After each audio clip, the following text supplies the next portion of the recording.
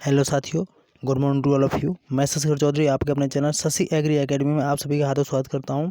देखिए, आज मैं आप लोगों के लिए ग्राम समाज विकास का ये 7वां प्रैक्टिस सेट लेके आया हूं, जो कि हमारा ज्ञान मुद्रा पब्लिकेशंस का है जी। तो अब हम इसको क्या है रिवाइज करते हैं और लगा देखते हैं। चलिए, ये क्या है, हमारा प्रैक्टिस सेट नंबर 7वां है, सेट नंबर 7 जी। चलिए, तो आज का अपना पहला क्वेश्चन है, बहुत ही प्यारा क्वेश्चन है। लेखपाल द्वारा गांव को वर्ष में 3 बार खेत का दौरा करना कहाँ वर्णित है। देखिए, जो लेखपाल है हमारा, वो गांव में 3 बार दौरा करता। मान लीजिए, जो हम लेखपाल की राजस्व की भाषा में पड़ताल बोलते हैं, 3 पड़ताल करता है, खरीफ, रबी और जायद की। तो इन तीनों पड़ताल होती हैं। जो इन तीनों पड़ताल को राजस्व पड़ताल होती, तो इनको किससे पैरा, कौन से पैरा में राजस्व की जो एक्ट है, कौन से पैराग्राफ में इसको रखा गया है। तो हमारा कौन सा पैरा का 55, कौन से पैरा 55 में रखा गया है जी। बिल्कुल, तो हमारा क्या ऑप्शन थर्ड बिल्कुल राइट हो जाएगा, क्योंकि जो लेखपाल है गांव में आता है और 3 बार भ्रमण पड़ताल करता है, जिसको क्या है खसरा में लिखता है कि यहाँ पे ये फसल बोई गई थी, ये बोई गई थी जी। बिल्कुल, तो हमारा थर्ड क्वेश्चन आंसर विकल्प बिल्कुल राइट होगा जी। खसरा का प्रयोग किस दस्तावेज के साथ किया जाता है। जो हमारा खसरा होता है, इसका प्रयोग किसके साथ किया जाता है। तो खसरा का प्रयोग हमारा सजरा के साथ किया जाता है। खसरा कृषि संबंधी एक कानूनी दस्तावेज है। खसरा क्या है, कृषि संबंधी एक कानूनी दस्तावेज में, जिसमें क्या है प्रत्येक जो फसल होती है, खरीफ की, रबी की और जायद की जो फसलें बोई जाती हैं, उनके बारे में दर्शाया जाता है। और सजरा नामक दस्तावेज के साथ इसका प्रयोग किया जाता है। जिसको सजरा क्या है, सजरा पूरे गांव का नक्शा होता है। सजरा क्या होता है, सजरा एक पूरे गांव का नक्शा होता है। जैसे हमारा ये ऐसा पूरा गांव है, तो पूरे गांव का हमारा यहाँ पे ये इसका खेत है, ये है, यहाँ पे ये पेड़ है, ये कुआ, ये सजरा, उसको हम लोग क्या सजरा बोलते हैं जी। बिल्कुल, तो हमारा कौन सा ऑप्शन चौथा बिल्कुल राइट होगा, सजरा इसका आंसर है जी। पूरे गांव का नक्शा और उस गांव की सभी भूपट्टियों की परिभाषा किसमें होती है। तो मैं भी आपको बता ही चुका हूं कि ये क्या सजरा को बोलते हैं। इसको किसको, सजरा को कहा जाता है। भारत में सजरा किसी गांव के ऐसे नक्शे को कहते हैं जिसका प्रयोग उस गांव के खेतों तथा अन्य जमीन को पट्टियों पर कानूनी, मैंने बताया था, कानूनी तौर पर स्वीकृत बनाने हेतु किया जाता है।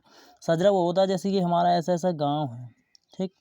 अब इसमें जितने भी भूपट्टियाँ दी हुई हैं, जैसे ये भूपट्टी, ये भूपट्टी, ये यहाँ पे पेड़ है, ये पेड़ है, ये तालाब है, तो ये सब कुछ उसमें दिया होगा, जिसको हम लोग सजरा बोलते हैं जी।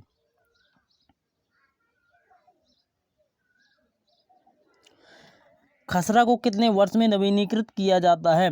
तो खसरा हमारा प्रत्येक वर्ष नवीनीकृत होता है, क्योंकि जब हमारी 3 फसलें बोई जाएंगी, तो तीनों के बारे में जानकारी लिखी जाएगी कि यहाँ पे मान लीजिए चावल की बोई गई, यहाँ पर गेहूँ बोया गया, यहाँ ककड़ी बोई गई, तो इसकी सबकी क्या है वहाँ पर डिटेल से दी जाएगी। तो ये क्या प्रत्येक वर्ष नवीनीकृत होता है।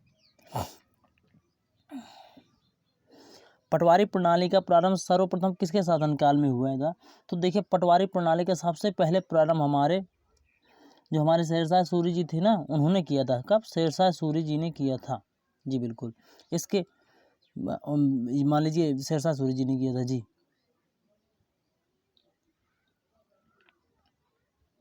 उत्तर प्रदेश में ऐतिहासिक व धार्मिक महत्व वाले कितने शहरों को अयोध्या की तर्ज पर विकसित करने हेतु चुना गया है।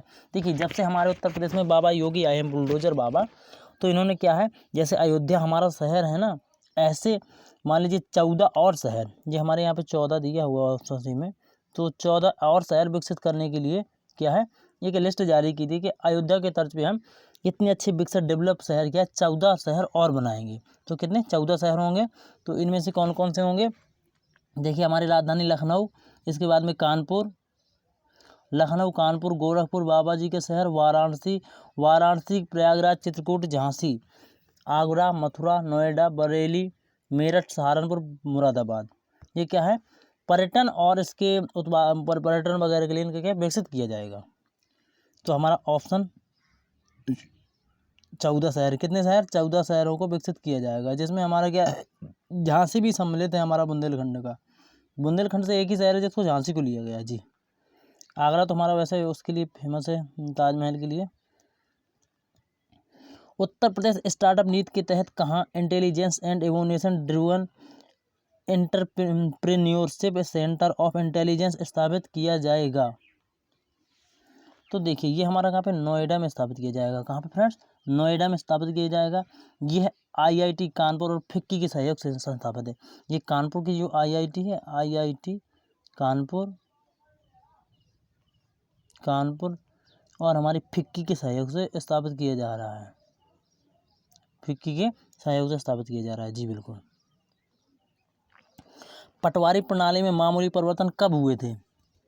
तो हमारे ब्रिटिश काल में हुए थे। मामूली परिवर्तन ब्रिटिश काल में हुए थे, क्योंकि देखिए जब पुराने समय में शेरशाह सूरी तो, लेकिन ब्रिटिश जब आता है तो मुगल सम्राट जो अकबर थे, इन्होंने इसमें कुछ बदलाव किया था, क्योंकि अकबर एक राजा था, आप जानते ही हैं। तो ब्रिटिश शासक द्वारा इस प्रणाली में मामूली परिवर्तन किए गए, क्योंकि अकबर जो था उसने बहुत से बदलाव किए थे। उसको क्या, ब्रिटिश शासन जब आया, शासक आए, ब्रिटिश अंग्रेजों का राज आया हमारे भारत में, तो उन्होंने इसमें बहुत से परिवर्तन किए।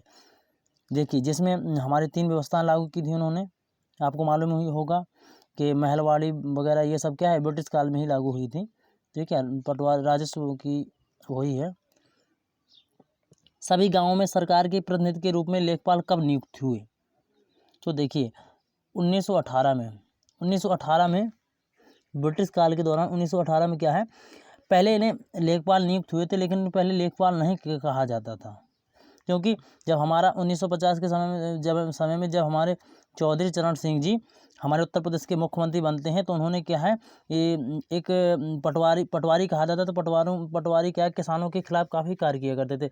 तो उन्होंने एक 26-27 हज़ार के समथिंग, जो 27 हज़ार पटवारी थे उनको क्या है, हटा दिया था पद से, और तत्काल क्या है, लेखपाल पद की नियुक्ति कर दी थी। तब से लेखपाल नियुक्त हुए हैं, तब से लेखपाल पद चला है। पहले तो क्या पटवारी के नाम से जाना जाता था। जी बिल्कुल। उत्तर प्रदेश में पटवारी शब्द को किसके शासनकाल में समाप्त कर दिया गया? तो देखिए मैं भी आपको बता चुका हूँ कि मुख्यमंत्री चौधरी चरण सिंह जी के शासनकाल में क्या है, इस शब्द को समाप्त कर दिया गया था, जिसके बाद से क्या है, लेखपाल चलने लगा। जब से क्या है, लेखपाल चलने लगा। वो पटवारी क्या थे, ग्रामीण जो जनता थी उनको क्या शोषण करते थे, और इसलिए, और चौधरी चरण सिंह जी को क्या है, किसान मसीहा कहा जाता है, किसान हितैषी कहा जाता है, इसलिए उन्होंने इनको हटा दिया था। पटवारी पद की समाप्ति के बाद किस नाम से जाना जाता है? तो पटवारी शब्द की समाप्ति के बाद सब कोई अब क्या है, लेखपाल का एग्जाम ही चल रहा, तो लेखपाल के नाम से ही जाना जाता है। जी बिल्कुल।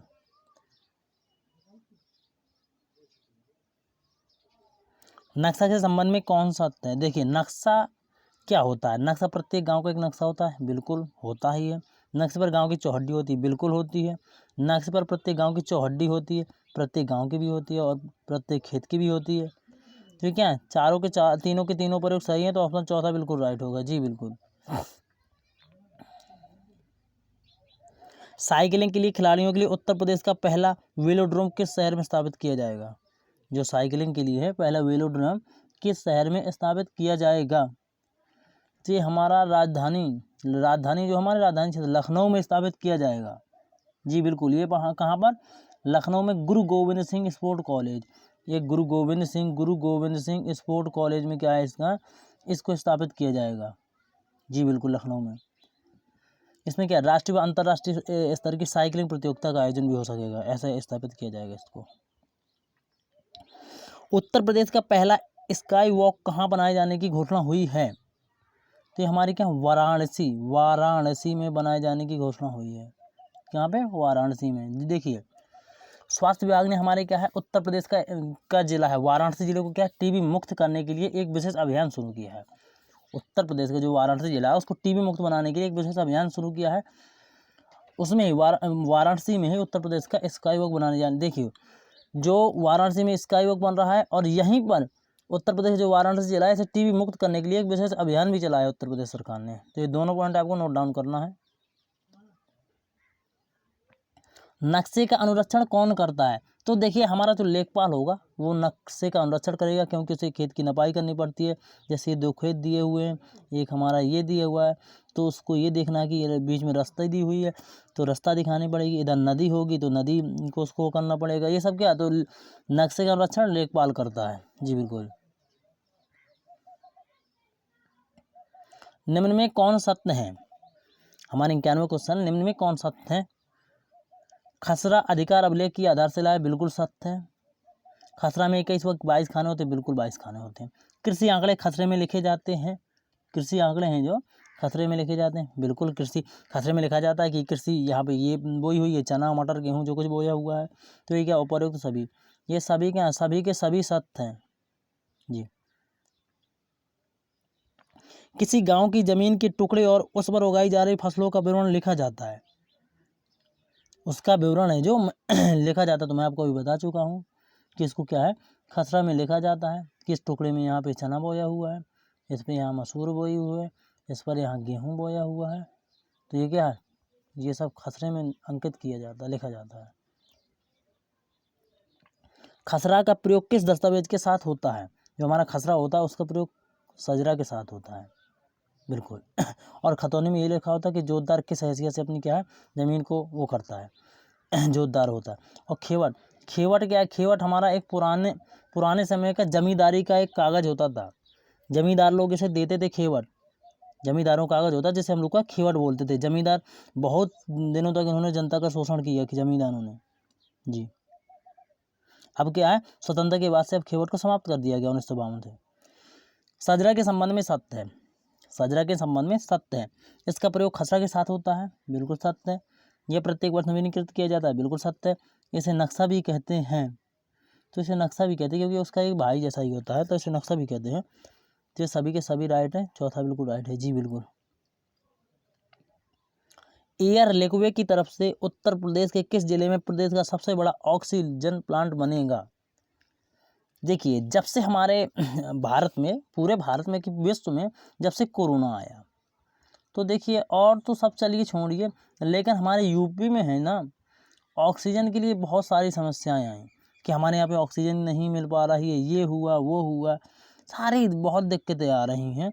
तो ये सबको देखते हुए एयर लेकवे की तरफ से, एयर लेकवे की तरफ से हमारे उत्तर प्रदेश सरकार ने क्या है मथुरा में, जो आगरा के पास मथुरा है, वहाँ पर एक ऑक्सीजन माने वहाँ पे ऑक्सीजन प्लांट बनाने की घोषणा की जी बिल्कुल, कि ऑक्सीजन प्लांट हम बना डालेंगे, अब कोई प्रॉब्लम नहीं होगी, दिक्कत नहीं होगी जनता को हमारी। आत्मनिर्भर कृषक समन्वित विकास योजना के लिए उत्तर प्रदेश सरकार द्वारा बजट 2021-22 में कितने रुपए आवंटित किए गए। तो ये ऑप्शन हम आपको बता देते हैं, 100 और 110 करोड़ होंगे। तो ये क्या है देखिए, थर्ड ऑप्शन में 100 करोड़ है, फिर 110 करोड़ है, ये सब क्या राशि करोड़ में है, ठीक है। इसको आप देख सकते हैं, ये रहे। तो कितने रुपए, देखिए जो ये योजना है भारत सरकार की समन्वित विकास आत्मनिर्भर कृषक समन्वित विकास योजना, इसके तहत 100 करोड़ रुपए की राशि क्या है, राशि को आवंटित किया गया है। उत्तर प्रदेश के कितने भूभाग पर कृषि की जाती है। ये बहुत ही अच्छे आंकड़े हैं, ऐसे आंकड़े बहुत क्वेश्चन में पूछे जाते हैं, इन आंकड़ों को जरूर आप लोग देखिए। देखिए ये जो है हमारे इसमें उत्तर प्रदेश में हमारे 68.8 68.8% जो भूभाग है उसमें कृषि की जाती है। और आंकड़े इसमें मैं बता रहा हूँ, उनको आप लोग नोट डाउन कीजिए। देखिए ये हमारा आंकड़ा जो है 11-12 के आंकड़ों के अनुसार प्रदेश में क्या है 166.23 लाख, ये क्या होगा लाख हेक्टेयर, हेक्टेयर भूमि, जिसको क्या हम 68.8% कहते हैं, ये हमारे क्या उत्तर प्रदेश में है, जिसमें क्या कृषि की जाती है। और देखिए एक पॉइंट और, 2010-11 की कृषि गणना के अनुसार, आंकड़ों के अनुसार 233.25 लाख कृषक, 233.25 लाख कृषक हैं हमारे उत्तर प्रदेश में। और हमारे 2001 की जनगणना के अनुसार 59.97 जो लोग हैं, इतने लाख कृषि मजदूर हैं। ये क्या है कृषि मजदूर हैं, जो खेती का कार्य करते हैं, किसानी मजदूरी करते हैं जी बिल्कुल। संकर मक्का बीजों की प्रोत्साहन योजना कब से प्रारंभ की गई। जो संकर मक्का बीजों की प्रोत्साहन योजना है ये कब से प्रारंभ की गई थी, क्योंकि संकर मक्का होता है हाइब्रिड बीज होता है मक्का का, इसकी योजना है ये कब से प्रारंभ की गई थी जी हमारी 2013-14 से। ये कब 2013-14 से प्रारंभ की गई। इससे क्या है, मक्के की खेती रबी, खरीफ और जायद में तीनों में की जा सकती है। इसमें क्या है, अपार उत्पादन ज़्यादा हो, क्योंकि जब एक सीजन में बोई जाएगी, जैसे तो मान लीजिए 100 लाख टन हमारे निकला, फिर उसे हम खरीफ में बोएंगे, रबी की खरीफ बो दिया, रबी बो दिया, जायद, तीनों में जब हम इस चीज़ को बोएंगे तो 100 तो हमारे क्या 300 लाख टन क्या है, 300 लाख टन मक्के का उत्पादन होगा। जी बिल्कुल, तो ऑप्शन चौथा बिल्कुल राइट होगा। ये इनको हम लोग को मिलान करना है। ये हमारे क्या एयरपोर्ट दिए हुए हैं। तो देखिए चकेरी तो फेमस कानपुर के लिए है ही, ठीक है, चकेरी। और बमरौली हमारा इलाहाबाद में बमरौली हवाई एयरपोर्ट है, ठीक। और जो हमारा हिंडन है वो हमारा गाजियाबाद में है, और तो फुर्सतगंज हमारा रायबरेली में हो गया। तो अब लोग आप इसको मैचिंग कर लेना कौन सा होगा। तो देखिए हमारा ये दूसरा ऑप्शन बिल्कुल राइट होगा, ठीक। उत्तर प्रदेश का पहला टाइगर रिजर्व कहाँ बनाया जाएगा? जो टाइगर रिजर्व है वो कहाँ बनाया जाएगा? अब तो ये कहाँ हमारे चंद्रप्रभा नहीं है, ये चंद्रप्रभा नहीं, दुधवा है, सॉरी। ये कहाँ पर, दुधवा नेशनल पार्क में बनाया जाएगा। दुधवा का राष्ट्रीय उद्यान को क्या है, प्रोजेक्ट टाइगर के तहत, इसको क्या है, प्रोजेक्ट टाइगर के तहत 1987 में प्रोजेक्ट टाइगर आया था ना, उसके तहत इसको लिया गया था, ठीक है। इसके बाद में एक हमारा किशनपुर वन्यजीव विहार और दूसरा कतरनिया वन्यजीव विहार को टाइगर रिजर्व क्षेत्र के अंतर्गत लाया गया था, ठीक है, दुधवा में 1987 प्रोजेक्ट टाइगर के तहत। ओके, तो thanks for watching. Vande Mataram. आप हमारे चैनल को ज़्यादा से ज़्यादा सब्सक्राइब करिए और वीडियो को ज़्यादा से ज़्यादा शेयर कीजिए।